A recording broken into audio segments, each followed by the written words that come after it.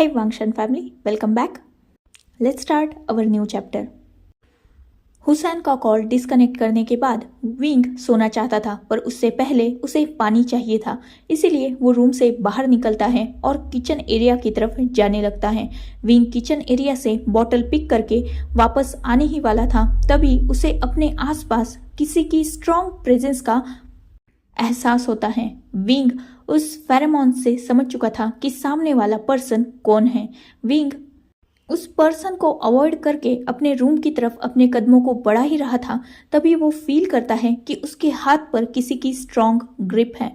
आसपास पूरी तरीके से अंधेरा था, क्योंकि ऑब्वियसली नाइट का वक्त था और पूरे मेंशन की लाइट्स ऑफ थी। वैसे तो विंग फिलहाल इस टच को और इंसान दोनों को भी अवॉइड करना चाहता था, पर विंग ये भी जानता था कि अब जब वो फाइनली वांगजी के हाथ में अकेला लग ही चुका है, तो वांगजी उसे इतनी आसानी से छोड़ेगा नहीं। साथ ही विंग किसी और की नींद को खराब नहीं करना चाहता था, इसीलिए वांगजी जब उसके हाथ को टाइटली पकड़ के उसे बाहर की तरफ लेके जा रहा था, तब विंग भी उसे बहुत क्वाइटली फॉलो कर रहा था। वांगजी के बिहेव में वो अग्रेशन विंग फील कर सकता था, पर विंग को भी आज वांगजी को ये स्ट्रांगली समझाना होगा कि वो किसी और का है और वांगजी उसका पीछा छोड़ दे। बेटर होगा कि वो दोनों भी अपनी अपनी लाइफ में मूव ऑन करे। वांगजी के हिसाब से विंग तो मूव ऑन कर चुका है, बस अब विंग को वांगजी को ये समझाना है कि उसे भी मूव ऑन करना होगा। यही अब विंग ने डिसाइड कर लिया था कि वो अब आज फाइनली वांगजी को यह समझाएगा कि उसे भी मूव ऑन कर लेना चाहिए। वांगजी खींचते हुए विंग को मेंशन के गार्डन में लाता है। मेंशन के मेन हॉल से गार्डन तक खींचते हुए वांगजी ने एक भी बार पीछे की तरफ देखा नहीं था। उसने बस विंग का हाथ पकड़ा था और वो विंग को अपने पीछे खींच रहा था, पर जैसे ही वो दोनों गार्डन में पहुंचते हैं, वांगजी अपने आप को होल्ड नहीं करता। वो तुरंत पीछे देखता है और टाइटली विंग को हक कर लेता है। विंग बिल्कुल स्टिफ खड़ा था। वांगजी ने अपने स्ट्रॉन्ग आर्म से विंग को बहुत टाइटली हक करके रखा था। साथ ही वो विंग को विंग के क्लोथ्स के ऊपर से ही बहुत हार्शली टच कर रहा था। उसकी टच में वो डेस्परेशन विंग समझ सकता था। विंग वांगजी की ये आदतें जानता था। विंग जानता था कि वांगजी जब भी इनपेशेंट होता है, इनसिक्योर्ड होता है, तब वो विंग को ऐसे ही डेस्परेटली टच करता है, खुद को ये एहसास दिलाने के लिए कि विंग उसी का है। पहले विंग को ये सब कुछ बहुत ज़्यादा अच्छा लगता था, पर आज विंग को ये गलत लग रहा था, क्योंकि देखा जाए तो दुनिया की नज़र में विंग आज किसी और का ओमेगा था, और आज विंग का वांगजी को ये फील कराना कि वो उसका है, ये गलत है। इसीलिए विंग वांगजी को अपने आप से दूर ढकेलना चाहता था, पर ये बात विंग का दिमाग चाहता था ना? क्या विंग का दिल ये चाहता था? विंग का दिमाग, दिल सच्चाई जानता था, पर क्या विंग की बॉडी इस सच्चाई को एक्सेप्ट करने देती थी? वांगजी, वो वांगजी जिससे विंग अपने दिल और जान से प्यार करता है, उसकी बॉडी, उसके अल्फा का वो टच पहचानती है। इसलिए विंग के दिमाग से लाख सोचने के बावजूद विंग का दिल लाख वांगजी को अपने आप के पास देखकर डर रहा था। उसका दिमाग उस टच को रेजिस्ट करना चाहता था, पर विंग की खुद की बॉडी ये नहीं चाहती थी। वो विंग को जैसे रेजिस्ट ही नहीं करने दे रही थी वांगजी का वो टच। वही वांगजी वो विंग को बहुत डेस्परेटली टच कर रहा था। विंग ने क्लोथ्स पहन के रखे थे, पर वांगजी के हाथ विंग के उन क्लोथ्स पर भी इतने डेस्परेटली चल रहे थे, जैसे वांगजी अभी के अभी विंग के उस क्लोथ्स को फाड़ना चाहता हो। उसके अंदर का अल्फा डेस्परेट हो रहा था अपने ओमेगा को अपने पास लाने के लिए। वांगजी का विंग की बॉडी पर वो रफली टच हर मिनट के साथ और भी ज़्यादा अग्रेसिव हो रहा था। वही विंग वो कुछ नहीं कर पा रहा था, क्योंकि उसकी बॉडी उसके हिसाब से मूवमेंट ही नहीं कर रही थी। विंग जानता था कि उसे जल्द से जल्द इसे रोकना होगा, पर क्या विंग की बॉडी ये चाहती थी? ऑब्वियसली आंसर था नहीं। आफ्टर ऑल वो खुद इस टच के लिए बहुत ज़्यादा तड़पा है। वांगजी जब ये फील करता है कि विंग उसकी बाहों में कुछ भी हरकत नहीं कर रहा, तब वो धीरे धीरे अपने फेस को विंग के नेक के पास लेके जाता है। विंग ने अभी भी वांग जी को रेजिस्ट नहीं किया। वांग जी अपने नोज को विंग के सेंट ग्लैंड की तरफ लेके जाता है और उसे वहां रफ करने लगता है, पर वांग जी के नोज के और विंग के सेंट ग्लैंड के बीच अभी भी विंग का वो क्लोथ था, जिस वजह से वांग जी की नोज विंग के स्किन पर टच नहीं हो रही थी। पर जैसे ही ये एहसास विंग को होता है, वो वांग जी को इससे आगे नहीं बढ़ने दे सकता था, क्योंकि विंग अच्छी तरीके से जानता था कि वांग जी का अल्फा इस सेंट को पहचानता है और गलती से भी इमोशंस में बहकर विंग ने एक बार अपने फेरोमोन्स रिलीज किए तो उसका भांडा फूट जाएगा।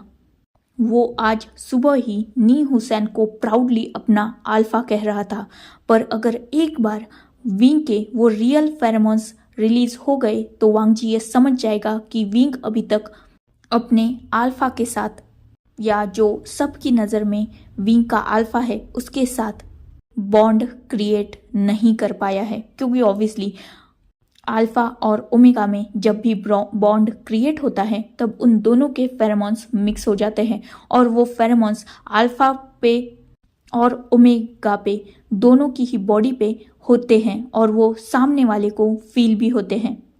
मतलब अगर कोई बाउंडेड अल्फा अपने फेरोमोन्स रिलीज करे तो ये समझ में आ जाता है कि उसके अल्फा के फेरोमोन्स भी उन फेरोमोन्स में मिक्सड अप है। यही सोचकर विंग फाइनली अपने दिल और दिमाग में इन सारी प्रोसेस को स्टॉप करता है और अपनी बॉडी में फुल स्ट्रेंथ लाता है। वो वांग जी से जैसे तैसे छूटना चाहता था, क्योंकि वांग जी का टच उसे भी एक्साइटेड फील करा रहा था और वो बहुत कम देर तक अब खुद पर कंट्रोल रख सकता था। बाद में अपने आप ही उसकी बॉडी भी फेरोमोन्स रिलीज करने लगेगी। यही सोचते हुए विंग अपनी बॉडी में फुल स्ट्रेंथ लाता है और वो वांग जी को पीछे की तरफ पुश कर देता है। ऑब्वियसली विंग भी एक स्ट्रॉन्ग और डोमिनेटेड ओमेगा था जो हर अल्फा को कंट्रोल कर सकता था। इसीलिए विंग जब अपनी फुल स्ट्रेंथ का यूज करता है तब वांग जी बहुत आसानी से उससे दूर हो जाता है। विंग वांग जी की तरफ गुस्से से देखते हुए कहता है, हाउ डे यू।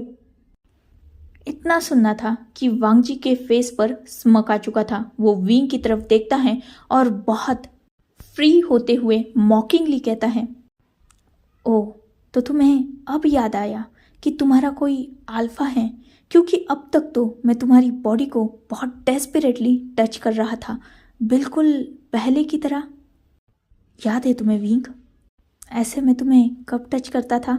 तुम हमेशा कहते थे ना कि तुम्हें मेरा जेलस होना बहुत ज़्यादा पसंद है, क्योंकि जेलसी में मैं तुम्हें अग्रेसिवली टच करता हूँ, जो तुम्हें और तुम्हारी बॉडी को ये यकीन दिलाता है कि तुम सिर्फ मेरे हो। आज भी खुद पे कंट्रोल नहीं कर पाए ना, इसीलिए तो इतनी देर बाद मेरे टच को रेजिस्ट किया है तुमने, वरना ये काम तो बहुत पहले ही कर सकते थे तुम। क्या मैं गलत हूँ? विंग कुछ देर साइलेंट रहता है, क्योंकि वो ऑब्वियसली जानता था कि वांग जी जो कह रहा है वो पूरा सच है।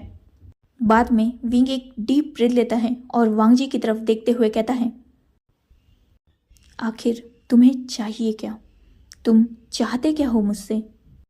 ये सुनना था कि वांग जी विंग के पास 2 कदम बढ़ाता है और विंग के एकदम करीब आकर विंग के फेस टू फेस खड़ा हो जाता है। वो विंग के हाथ को बहुत टाइटली पकड़ता है और उसे ऊपर करके अपने हाथ के साथ विंग के हाथ को इंटरवाइंड करता है और बाद में उसे विंग को दिखाते हुए कहता है, ये चाहता हूँ मैं। विंग जैसे ही उस हाथों की तरफ, या यूँ कहा जाए उन कनेक्टेड हाथों की तरफ देखता है तो वो थोड़ा कंफ्यूज हो जाता है, पर उसे ये बात समझने में ज़्यादा वक्त नहीं लगती। वो वांग जी की तरफ देखता है और उस हाथ को डेस्परेटली पीछे खींचते हुए कहता है, तुम जानते हो ना, ये नेक्स्ट टू इम्पॉसिबल है। ये सुनना था कि वांग जी विंग की तरफ देखते हुए उस हाथ को और भी टाइटली पकड़ता है और कहता है, नहीं विंग, प्लीज़ मुझे माफ़ कर दो, मैंने तब तब जो कुछ भी किया वो मैं मजबूर हो चुका हूँ था। मैं बहुत परेशान था उस वक्त, मैं बहुत कंफ्यूज था, पर मैं तुमसे बहुत प्यार करता हूँ विंग। बिलीव मी, मैं सच में तुमसे बहुत प्यार करता हूँ। आज तक तुम्हें भुला नहीं पाया हूँ विंग। मैं प्लीज़ प्लीज़ मेरे पास वापस आ जाओ। मैं सब कुछ भुला दूंगा। हम दोनों एक न्यू स्टार्ट करेंगे विंग। फिर से मेरे ओमेगा बन जाओ विंग। मैं तुमसे सच में बहुत प्यार करता हूँ। तब जो कुछ भी हुआ मैं नहीं जानता उसमें तुम्हारी गलती थी या नहीं थी, मैं कुछ नहीं जानता, पर मैं तुम्हें एक्सेप्ट करने के लिए रेडी हूँ विंग, क्योंकि मैं जानता हूँ कि मेरा दिल, मेरा दिमाग, मेरी बॉडी और किसी को भी एक्सेप्ट नहीं करेगी। मेरा अल्फा तुम्हें अपना ओमेगा मान चुका है विंग।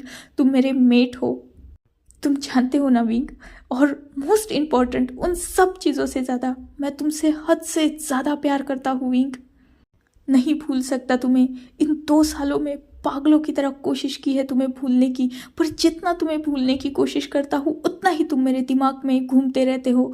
मैं तुमसे सच में बहुत प्यार करता हूँ विंग, और हमेशा उस समय पे रिग्रेट करता हूँ जब मैंने तुम्हारी बातें नहीं सुनी थी। उन 10 दिनों के लिए खुद को कोसता हूँ कि काश मैंने एक बार तुम्हारी बात सुन ली होती, काश मैंने समझा होता। अगर तुम्हारी गलती थी भी तो शायद मुझे तुम्हें छोड़ना नहीं चाहिए था। मैं मानता हूँ मेरी गलती है, पर वो सिचुएशन बहुत बड़ी थी विंग। सोचो तुम ही, कितना डिफिकल्ट टाइम होगा मुझ पर जब मेरा ओमेगा किसी और के बेड पर था। तुम सोच भी नहीं सकते विंग मेरे दिल पर क्या बीती है तब। तुम्हें वैसे देखकर मैं पूरी तरीके से टूट चुका था विंग। अपने प्यार को किसी और के बाहों में उसके बेड पर सोते हुए देखना, उस दिन विंग मेरा वो डर सच हो गया था जब मैं तुम्हें खोने की कगार पे था और शायद मैंने तुम्हें खो दिया था। मैं हमेशा से ही न्यू हुसैन से जेलस फील करता था, क्योंकि तुम उससे बहुत ज़्यादा क्लोज थे, और तुम इतना क्लोज तो इस दुनिया में सिर्फ मुझसे थे, तो उससे और मुझसे दोनों से इतनी क्लोजनेस क्यों? मैं समझता था कि वो तुम्हारा फ्रेंड है, पर मुझे हमेशा उससे इनसिक्योर लगता था, और उस दिन वो इनसिक्योरिटी सच हुई थी। तुम सच में उसके बाहों में थे विंग, और तुमने उसकी शर्ट पहन के रखी थी। टूट चुका था विंग में तब पूरी तरीके से। दिल ये सोच रहा था कि तुम मुझे धोखा नहीं दे सकते, पर दिमाग उसी बात पर यकीन कर रहा था जो उसने देखा था। दिल और दिमाग के बीच ऐसा उलझ चुका था कि कुछ भी समझ में नहीं आ रहा था। ना तुम्हें दूर दे जाने दे सकता था, ना तुम्हारे करीब रह सकता था। मैंने ये कभी नहीं चाहता विंग कि तुम न्यू हुसैन के ओमेगा बन जाओ। मैं तो कुछ कर भी नहीं पाया। इससे पहले सबने डिसाइड कर लिया कि तुम्हारी और हुसैन की शादी होगी। मेरे बारे में तो किसी ने सोचा भी नहीं, मुझसे किसी ने पूछा भी नहीं। मुझे संभलने का मौका तब नहीं मिला था जब तुम्हारी और उसकी मेरी आंखों के सामने शादी हो चुकी थी। जिस दिन मैंने खुद को प्रिपेयर किया तुमसे बात करने के लिए, उस दिन बहुत देर हो चुकी थी। सब कुछ खत्म हो चुका था। सबने मुझे डिसीजन सुना दिया था कि तुम ऑलरेडी न्यू हुसैन से शादी के लिए मान गए हो। ये डिसीजन सुनकर तो मैं पूरी तरीके से टूट चुका था। मैं तुमसे एक्सप्लेनेशंस की उम्मीद रख रहा था, पर तुमने तो सीधा डिसीजन ले लिया था किसी और अल्फा का ओमेगा बनने का। मेरी ख्वाहिशें, मेरे सपने, मेरा प्यार, मेरा भरोसा, सब कुछ एक ही रात में क्यों टूट गया विंग? क्यों उस एक रात ने हम दोनों के बीच इतनी दूरी लाकर खड़ी कर दी कि हम एक दूसरे का फेस तक नहीं देख पा रहे थे। ये सब कहते हुए वांगजी की आंखों में आंसू आ चुके थे। विंग जानता था कि वांगजी एक स्ट्रॉन्ग पर्सन है, एक डोमिनेटेड अल्फा है जो आसानी से अपने इमोशंस शो नहीं करता। ये बात तो अलग है कि वांगजी एक स्ट्रॉन्ग और डोमिनेटेड अल्फा है, पर वांगजी का नेचर भी कुछ ऐसा है कि वो आसानी से अपने एक्सप्रेशंस को शो नहीं करता। वो एक कोल्ड पर्सनैलिटी है जो सिर्फ विंग के ही सामने हंसता है, और विंग के ही सामने आज वो रो रहा है। वही दूसरी तरफ विंग, उसके दिल पर भी इस वक्त क्या बीत रही है, ये बात सिर्फ विंग ही समझ सकता है। इसी बात से तो विंग अक्सर डरा करता था, इसीलिए तो वो चाइना कभी भी आना नहीं चाहता था, क्योंकि वो जानता था कि वांग जी उससे पागलों की तरह प्यार करता है। और आज भी जब वांग जी उसे अपने सामने देखेगा तो अपने आप पर वो कंट्रोल नहीं कर पाएगा। विंग भले ही दूर था, पर सच्चाई तो ये थी कि विंग कभी भी वांग जी के ख्यालों से दूर जा ही नहीं पाया था। वो भले ही सबको दिखाता था कि उसे किसी से भी कोई फर्क नहीं पड़ता, पर सच्चाई तो ये थी कि विंग वांग जी से हद से ज़्यादा प्यार करता था और वो वांग जी की खबर ना रखे, ऐसा कैसे हो सकता था। नी मिंजू और नी हुसैन ने बहुत बार विंग को वांग जी से दूर रहने के लिए कहा था। उन दोनों की खुशी के लिए विंग वांग जी से दूर भी रहता था, पर सच्चाई तो सिर्फ विंग जानता था। विंग ही जानता था कि वो वांग जी की आज भी चुपके खबर रखता है। इस बारे में नी हुसैन, नी मिंजू, मेंग्याओ, वेनिंग कोई नहीं जानता, पर विंग वांग जी की खबर आज भी रखता है। वो जानता है कि वांग जी उससे आज तक मूव ऑन नहीं कर पाया। शायद यह भी एक रीज़न है कि विंग खुद भी मूव ऑन नहीं कर पाता। विंग और हुसैन के रिश्ते का सच चाहे कुछ भी हो, पर विंग के ज़िंदगी का ये एक सच जो कभी नहीं बदलेगा, वो है वो वांग जी से हमेशा प्यार करता रहेगा। खैर, विंग अभी अपने दिमाग में ये सब कुछ सोच तो रहा था, पर उसे भी वांग जी की आंखों में वो आंसू देखकर बहुत ज़्यादा दर्द हो रहा था। पर वो ये भी जानता था कि अगर एक बार वो वांग जी के सामने वीक गिर गया तो इसके बाद कभी भी वो वांग जी को मजबूर नहीं कर पाएगा अपने आप से मूव ऑन करने के लिए। इसीलिए विंग एक डीप ब्रेथ लेता है और वो वांग जी के हाथों से अपने हाथ को फोर्सफुली पीछे खींचते हुए कहता है, लान वांग जी, आई अंडरस्टैंड, हम दोनों एक दूसरे से प्यार करते थे। शायद मैं तुमसे प्यार करता था, पर आज की रियलिटी ये है कि मैं किसी और का ओमेगा हूँ, किसी और का मेट हूँ, और मोस्ट इम्पॉर्टेंट, मैं किसी और का मार्क पार्टनर हूँ। मेरे अल्फा ने मुझे मार्क किया है और मैं बहुत साल पहले ही मूव ऑन कर चुका हूँ, या यूँ कहा जाए वेडिंग नाइट के दिन ही हुसैन ने मुझे मार्क कर दिया है। अब मैं चाहकर भी तुम्हारा ओमेगा नहीं बन सकता, और ना मैं ये चाहता हूँ, क्योंकि अब मैंने अपनी फेथ को एक्सेप्ट कर लिया है। हम दोनों भले ही एक दूसरे से प्यार करते थे या नहीं, वो सब हमारा पास्ट था। हमारा प्रेजेंट ये है कि हम दोनों के रास्ते बिल्कुल अलग हैं। मेरी ज़िंदगी में ऑलरेडी कोई और है जिससे मैं प्यार करता हूँ और जो मेरा मार्क पार्टनर है। नी हुसैन ने मुझे यहाँ बहुत विश्वास करके भेजा है, वो मुझ पर ट्रस्ट करता है और मैं एक बार पहले किसी और का ट्रस्ट तोड़ चुका हूँ। आज अपने अल्फा का ट्रस्ट नहीं तोड़ सकता। उस वक्त जो कुछ भी हुआ उसका एक्सप्लेनेशन आज तुम चाहते हो, पर आज अगर मैं तुम्हें वो सब एक्सप्लेन भी करूँ तो उसका फ़ायदा कुछ नहीं है, क्योंकि सब कुछ जानने के बाद भी तुम मुझे कभी भी हासिल नहीं कर सकते, और ना मैं कभी तुम्हारे पास वापस आ सकता हूँ, क्योंकि ऑलरेडी मेरी वेडिंग हो चुकी है और उस वेडिंग में मैं पिछले 2 साल से रहता हूँ। उस अल्फा को अपना मानता हूँ और हमेशा उसे प्यार भी करता आया हूँ, जो कुछ भी है। पर आज की रियलिटी ये है कि मैं हुसैन का मार्क ओमेगा हूँ। साथ ही अब मैं हुसैन से प्यार करने लगा हूँ, तो प्लीज़ मैं रिक्वेस्ट करता हूँ कि हम दोनों के बीच में मत आओ। बस और 5 दिन बचे हैं मुझे यहाँ, तब तक मुझे यहाँ शांति से रहने दो और मुझ पर ट्राई मारना बंद कर दो, क्योंकि इससे हम दोनों के लिए सिचुएशन बहुत ज़्यादा वियर्ड हो जाएगी। मैंने एक बार ऑलरेडी तुम्हें धोखा दे दिया है, अब मैं हुसैन को धोखा नहीं दे सकता। तुम मेरे बॉयफ्रेंड थे इसीलिए ठीक है, पर अब मैं किसी और का वेडेड हस्बैंड हूँ, और बॉयफ्रेंड्स के बीच में ब्रेकअप हो सकता है, जैसे उस वक्त हम दोनों के बीच में हो गया था, पर हस्बैंड के बीच में ब्रेकअप नहीं होता, तब डिवोर्स होता है, और मैं अपने अल्फा से डिवोर्स नहीं लेना चाहता। आई होप कि तुम समझोगे और अपनी लाइफ में मूव ऑन करने की कोशिश करोगे, क्योंकि मैं भी चाहता हूँ कि जैसे मैं अपनी लाइफ में आगे बढ़ चुका हूँ वैसे ही तुम भी किसी और को एक्सेप्ट करो, अपनी लाइफ में किसी और को आने दो और साथ ही उसके साथ खुश रहो। क्योंकि आज भी मैं गिल्टी फील करता हूँ। मैं जानता हूँ मैंने तुम्हें तब बहुत ज़्यादा हर्ट कर दिया था, बहुत ज़्यादा डिसअपॉइंट कर दिया था और मैंने तुम्हें बहुत बुरी तरीके से तोड़ दिया था, पर उस रात की सच्चाई उसी रात में दफन रहने दो और अपनी एक गलती में अपनी पूरी लाइफ मत गुजारो। जो हुआ उसे भूल जाओ। तुम जो बातें आज कह रहे हो ना, वो मैं तुमसे तब एक्सपेक्ट करता था जब मैं उस कंडीशन में था।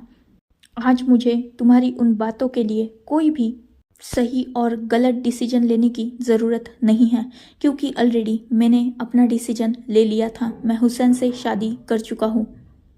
होपफुली तुम मेरी बात समझ जाओगे। इतना बोलकर विंग वहाँ से जाने के लिए मुड़ा ही था, तभी वांगजी उसे उसकी कॉलर से पकड़ता है और उसे अपनी तरफ खींचता है।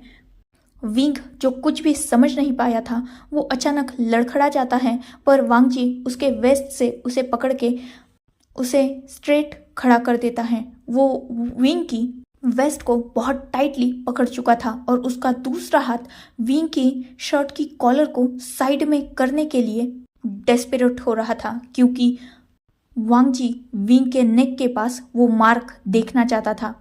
क्योंकि विंग ने उसे कहा था ना वो एक मार्क ओमेगा है, तो वांगजी वो मार्क देखना चाहता था। इसीलिए वो बहुत डेस्परेटली विंग की शर्ट की कॉलर को साइड को कर रहा था। वही विंग ये बात समझ सकता था, इसीलिए उसने वांगजी को अपने आप से दूर करने की कोशिश की, पर वांगजी एक स्ट्रॉन्ग अल्फा था और मोस्ट इम्पॉर्टेंट वो अभी फिलहाल गुस्से में था। इसीलिए वो विंग से बहुत शार्पली और कोल्डली कहता है, stop it, I said stop it.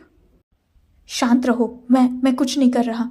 इतना बोलकर वो बहुत डेस्परेटली विंग की कॉलर को साइड को कर लेता है और विंग उसे नहीं रोक पाता। जैसे ही विंग ने नेक्स्ट टाइम वांगजी की तरफ देखा था, वांगजी की ग्रिप विंग के वेस्ट से पूरी लूज हो चुकी थी और वांगजी की आंखों में जो आंसू थे वो और भी ज़्यादा बहने लगे थे, क्योंकि विंग के नेक के पास बाइट मार्क था जो देखकर वांगजी पूरी तरीके से टूट चुका था। वांगजी बिलीव नहीं कर पा रहा था कि सच में उसका विंग, उसका प्यार किसी और का मार्क ओमेगा बन चुका है। सच में आज वांगजी पर जैसे पहाड़ टूटा था वो पूरी तरीके से टूट चुका था। विंग का वो मार्क देखकर वांगजी विंग से दूर होने लगता है और वही विंग उस शर्ट की कॉलर को अपने ठीक करने लगा था। वांगजी अब खुद को होल्ड नहीं कर पाता। वो तुरंत ही अपने घुटनों पर नीचे गिर जाता है और अपने हेड को डाउन कर लेता है। विंग जो जानता था कि अभी फिलहाल वांगजी क्या सोच रहा है, वो वांगजी के सामने अपने घुटनों पर बैठ जाता है और वांगजी के सामने अपने दोनों हाथों को जोड़ते हुए कहता है, प्लीज़ प्लीज़ मुझे माफ़ कर देना। मैं सच में बहुत ज़्यादा गिल्टी हूँ। मैं नहीं जानता उस रात क्यों वो सब कुछ हुआ। शायद वो रात हमारी ज़िंदगी में नहीं होती तो आज हमारा फ्यूचर कुछ और होता। पर खैर, हमें जो कुछ भी हुआ उसे एक्सेप्ट करना होगा। हम दोनों साथ नहीं हैं, तो प्लीज़ अपनी ज़िंदगी में किसी और को लाओ, क्योंकि तुम्हारे आसपास भी बहुत ऐसे लोग हैं जो तुमसे प्यार करते हैं और मैं सच में चाहता हूँ कि तुम मूव ऑन करो और किसी और से शादी करो, क्योंकि मैं इस गिल्ट में और नहीं रहना चाहता। जो कुछ भी हुआ वो गलत था, पर उस गलती के लिए हम अपनी ज़िंदगी में हमेशा उसी जगह स्टक नहीं रह सकते। हमें आगे बढ़ना होगा। मैं बढ़ चुका हूँ, अब तुम्हारी चांस है। आगे बढ़ो वांगजी, प्लीज़ मुझे और इस गिल्ट में मत रखो। शादी कर लो किसी और से, किसी और को अपना ओमेगा एक्सेप्ट कर लो, यही तुम्हारे लिए सही होगा। इतना बोलकर विंग एक डीप ब्रीथ लेता है और वो सीधा उठकर अपने रूम की तरफ चला जाता है। वो सीधा रूम में जाता है और अपने रूम को लॉक करके अपने आप की पूरी बॉडी को बेड पर थ्रो कर देता है। उसने अपने फेस को पिलो में छुपा लिया था और वो रो रहा था। वहीं दूसरी तरफ वांग जी अभी भी उसी गार्डन में बैठे हुए सोच रहा था कि अभी अभी उसने देखा क्या और अब वो आगे करे क्या। ये दोनों तो खैर आज रात सोने से रहे थे, पर कोई और भी था जो सो नहीं पा रहा था, और वो कोई और नहीं बल्कि वी चांसे, कांसे सरन, लैन चिंगेजुन, मिन ई, जियांग चैंग और यानली थे। क्योंकि वो सब विंग से माफ़ी मांगने गए थे उसके रूम में, तब उन्होंने विंग की और हुसैन की सारी बातें सुन ली थी, जिससे उन्हें खुद पर ही गिल्ट फील हो रहा था। सच था, उस 10 दिनों में सच में सबने बहुत गलत डिसीजन ले लिए थे, जिसमें सबसे बुरा डिसीजन था विंग की बिना सोचे समझे शादी कर देना, वो भी हुसैन से। उन सब में से किसी ने भी विंग से सच्चाई पूछी ही नहीं थी और ना ही जानने की कोशिश की थी। वो सब तो बस विंग को तब एक शेम समझ रहे थे जिसने उनके खानदान का नाम डुबो दिया था। खासकर विंग तब जिनका साथ चाहता था वही लोग उससे सबसे ज़्यादा डिस्गस्टिंग फील कर रहे थे। वो कोई और नहीं कांसे सरन और वी चांसे थे, साथ ही लैनी और लैन चिंगेजुन। लैनी और लैन चिंगेजुन तो विंग से इतना ज़्यादा अपसेट थे कि वो विंग से बात तक नहीं कर पा रहे थे, क्योंकि ऑब्वियसली विंग बचपन से ही सबका लाडला था। वो जितना प्यार कांसे सरन से करता था उतना ही प्यार लैनी से भी करता था, और जितना प्यार वो वी चांसे से करता था उतना ही लैन चिंगेजुन से भी करता था। और ये दोनों भी विंग को बिल्कुल मदर फादरली लव देते थे, पर उस वक्त इन चारों में से किसी ने भी विंग का साथ नहीं दिया, ना उसकी बातें सुनने की कोशिश की थी। तब तो ये सब लोग बस अपनी इंसल्ट को रोकना चाहते थे और अपनी सो कॉल्ड इज्जत को बचाना चाहते थे। इसीलिए इन सब ने डेस्परेटली विंग की शादी कर दी हुसैन के साथ। ऑलरेडी इन चारों को भी, इनफैक्ट सबको पता था सिवाय वांग जी के, कि विंग ने इस शादी को रोकने के लिए सुसाइड तक अटेम्प्ट किया है, पर फिर भी ये चारों नहीं बदले, ना ही इन्होंने अपने डिसीजन को चेंज किया। इनफैक्ट बाकी सब भी इन चारों का साथ दे रहे थे, और उस वक्त किसी ने भी समझदारी से बात करने की, एक दूसरे को समझने की कोशिश ही नहीं की। शायद उस वक्त अगर ये सब मिलकर थोड़ी शांत दिमाग से सबकी बातें सुनते और कोई प्रॉपर इन्वेस्टिगेशन करते तो ये मैटर यहाँ तक बढ़ता ही नहीं। सच्चाई तभी सबके सामने आ जाती। अगर विंग और नी हुसैन में कुछ हुआ भी था तो वो दोनों भी अडल्ट थे, और मोस्ट इम्पॉर्टेंट जो भी था वो ड्रंकन मिस्टेक थी। खैर, सिचुएशन थी, और उस वक्त सिचुएशन में सबने ठीक से सोचने की जगह सीधा डिसीजन ले लिया था। तो अब उस डिसीजन से कोई भी बैकआउट नहीं कर सकता था। आज की सच्चाई ये थी कि विंग किसी और का ओमेगा था, और विंग आज इन सब की शक्ल तक देखना नहीं चाहता। विंग आज इन सब में से किसी पे भी ट्रस्ट नहीं करता। इनफैक्ट ये वो विंग ही नहीं है जो पहले हुआ करता था। ये विंग हद से ज़्यादा मैच्योर हो चुका है, और उस विंग को मैच्योर बनाने में हाथ भी इन्हीं सब का है। जो पहले विंग को स्पॉइल करते थे, हमेशा उसे हर चीज़ की आज़ादी देते थे, उन्होंने ही आज कहीं ना कहीं विंग के आसपास वो दीवारें खड़ी कर दी हैं जो आज उन्हें और विंग को ही सेपरेट कर रही है। विंग आज उन दीवारों में कैद है, पर उसकी फैमिली उन दीवारों को तक लांघ नहीं सकती। So, enough for today. Let's take a break. Next chapter in next video. If you like my fan fiction, like, comment and subscribe my channel. Hopefully you all are enjoying this fan fiction. Goodbye. Take care. Enjoy your beautiful life.